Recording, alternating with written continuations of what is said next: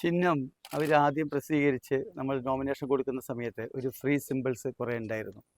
അതിൽ നിന്ന് സെലക്ട് ചെയ്തൊരു 3 ചിഹ്നം കൊടുത്തിരുന്നു.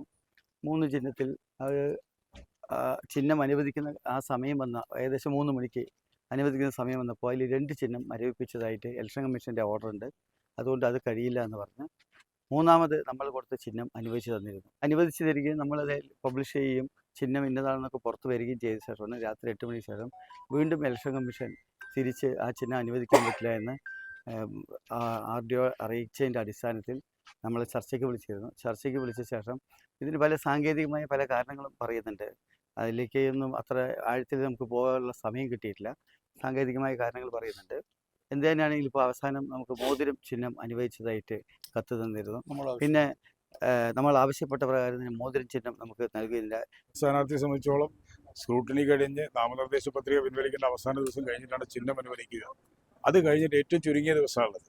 അതിൽ തന്നെ ഒരേ ദിവസം 3 ചിഹ്നം അനുവദിക്കുന്ന രീതിയിലൊക്കെ നമ്മൾ പോകുമ്പോൾ ഇത്രയൊരു അവധാനതയില്ലാത്തൊരു പരിപാടിയായിട്ട് ഇത് മാറരുത് എന്നാണ് ഞങ്ങൾക്ക് അഭ്യർത്ഥിക്കാനുള്ളത്.